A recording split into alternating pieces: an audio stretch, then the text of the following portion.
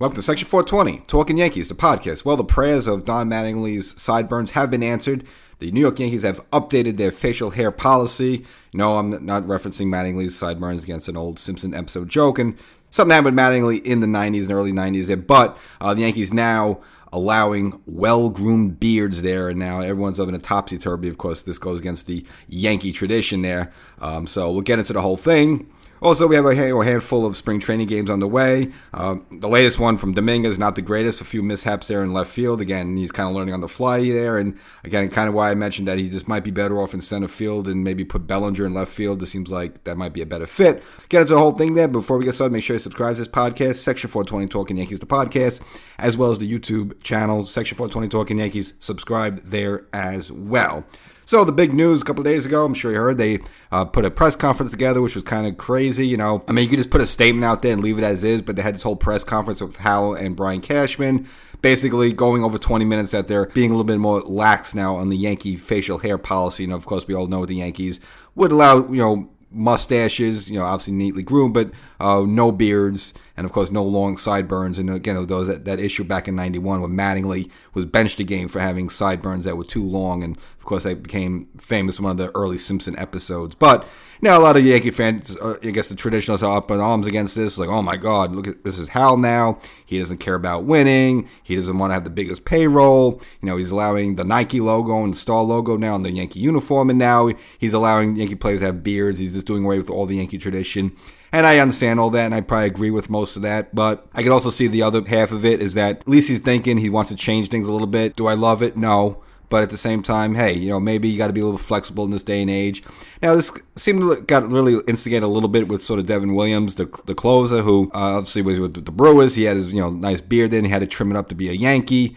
And maybe he might have stirred a little bit of something there, and then, maybe got into Brian Cashman's ear, and Cashman's kind of like, hey, you know what? If we want to get some more of these guys here, like maybe a Vlad Guerrero in the future, something like that, maybe we have to rethink this, Now, I personally think, look, you pay someone the millions of dollars, that's ultimately what they come, and then, that's really what it is, not the facial hair make it different like that. So, again, I think they should keep the tradition. I don't love the idea, but I'm not going to freak out over this because, again, we kind of been through this already. I mean, they allow the Nike logo on the Yankee uniform. They allow the Star Insurance logo on the uniform.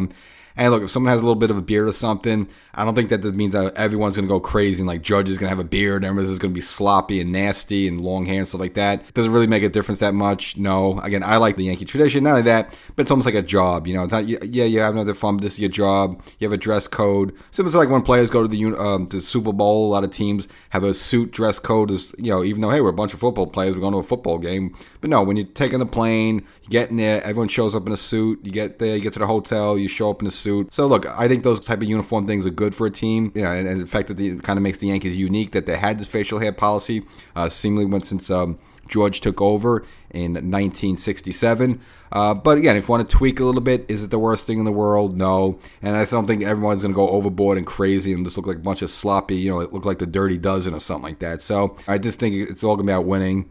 If the team's doing great, no one's going to care. Or you could be well-groomed and you'll lose, 10 games in a row and people want to fire the manager, fire this person. This person's over the hill. So this was probably going to come at some point. Again, it's not a big deal. And, I know people are pretty much low on Hal. The Yankees haven't won a World Series since 2009. And you have these other clubs like the Dodgers and now the Mets spending more than the Yankees. And then, a couple of weeks ago, not a good look from Hal complaining that, teams have more money than him. It's like, you are the New York Yankees, by the way.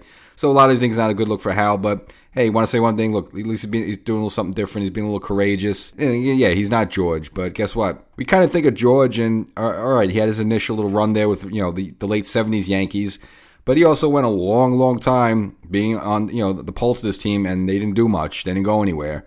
And it really wasn't until he took a back seat after he got suspended that really it was Gene Michael that kind of drafted Jeter, drafted Mariano, kind of put this thing together and kind of kept George away. And again, Joe Torre's greatest strength is that he was a buffer between George and the players there. And he kind of, so this whole idea that, George, always bought these championships all the time, and he was always about winning. I mean, there was a lot of George put his hand on, and the team didn't win, didn't do well with. So everyone kind of looks at the nostalgia of it. But again, George had a lot of years where he didn't win, and the team wasn't good at all there. So, and they had the facial hair policy. Did it make a difference? No. So Hal's not George, and sometimes that's good, sometimes that's bad. But again, at least, you don't have as much chaos as you do with George there. And, you don't have so much turmoil. And pretty much with Hal, again, unless you have a situation where Judge, doesn't go through that wall in Dodger Stadium in 2023, the Yankees are pretty much there competitively every year. Are they a championship caliber team? No, but they're definitely a playoff plus type of team every single season with Hal there at the helm there. So maybe more times than not, I'm defending Hal here, but I don't think it's a big deal, really, and I just don't see players going overboard. Most of these players are probably going to look what they look. Will they have a 5 o'clock shadow once in a while, maybe? Okay. And if something like Devin Williams is coming in here, is it a big deal if he has a bit of a well-trimmed beard? Not really. And they were kind of doing that a little bit. Even go back to the CC days. CC's be a little scruffy a little bit too sometimes. Not a full beard. And again, it has to be neatly trimmed. It can't be like below the chin there, like Anthony Rondon or something like that. Or like that Blackburn guy from Colorado. I forgot his first name there. So, I don't think they're going to look sloppy. But, could they just be have some little facial hair? Is it a big deal?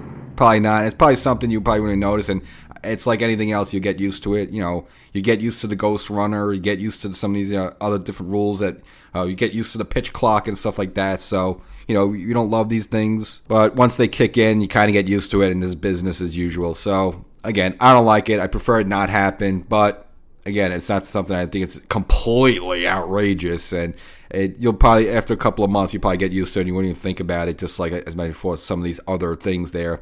Now, look, some other people have weighed in on it. Johnny Damon, who was probably the biggest victim of this. He was an absolute caveman when he joined the Yankees in 2006. And obviously, he had to shave the beard, the long hair, the whole thing. And he chimed in on Twitter saying they should keep the tradition. And again, he was the one that was victimized by the most.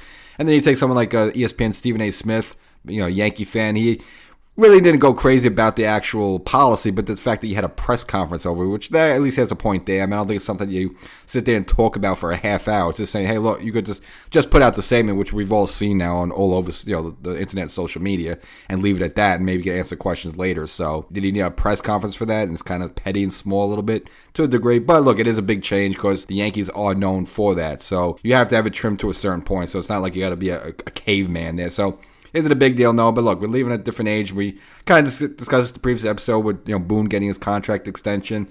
These players are different now. It's just a different world we're living in. They make a lot of money, and you know what? If you want to maybe be more appealing to free agents and people wanting to come here and play here, and some people maybe like the policy, some people don't. David Price, not that we ever wanted him or needed him, but he always said that he never wanted to really join the Yankees because of that reason. He just liked the freedom of being able to have his facial hair how he wanted it. So, you don't want to close doors on opportunities as well. And, whether it makes a difference or not, again, the Yankees haven't won since 2009 there. So I would wish they would have kept it, but I also wish they would have not have logos on the uniform as well. So, it is what it is. And I think, again, once the season gets underway, and if the team could be as good as, they should be, as people stay healthy, this is something you'll probably forget about in a couple of months. You won't even think about it. So that is that. Now, the Yankees have a number of games ready on the hand. So right now, a 2-1 spring record.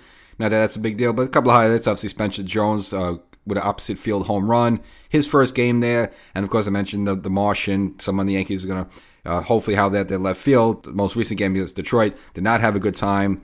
Lost one ball in the sun. He was kind of playing around with the shades a little bit. And then a little later on, little line drive dropped in, which ended up costing the Yankees a couple of runs there. So definitely a lot of work needed out there. Again, they've been saying that his work ethic has been good, but still, at the end of the day, you got to catch the balls. You got to make the routine catches like that. So, this was going to be one of the question marks with him coming in. Can you depend on him where you just put his name out there and you have to hold your breath every time a ball gets hit to him? Again, you don't want that type of situation. But again, he has the rest of spring to work this out. But again, ultimately, maybe you may have to put him in his natural center and put Bellinger there. But we'll let that all work out. And I guess the last piece of news has to do with speaking of Yankee Stadium, the walk-off music. As we know, anytime the Yankees win, it plays Sinatra's New York, New York. Now, a little backstory to that. Supposedly, Steinbrenner was in some nightclub in 1979, heard Sinatra sing the song, and I guess he just took a liking to it. Afterwards, he got a cassette tape to listen to it again and again and again, and I guess he talked to Sinatra's people and asked, would he have permission to use the song at the end of the Yankee games, and Sinatra signed off on it. And that's kind of been the thing since. The Yankees have deviated a little bit. I believe there wasn't I think when the Yankees would lose a couple years ago, they would play like the Liza Minnelli version of it if they lost, but the Frank Sinatra if they won. Then supposedly, again, I'm too young, I don't remember this, but supposedly they would do the Frank Sinatra Tony Bennett duet version in the 80s and early 90s. They experimented as well. But it seems now what they want to do is that if the Yankees lose, they're going to play some other Sinatra songs, mainly That's Life.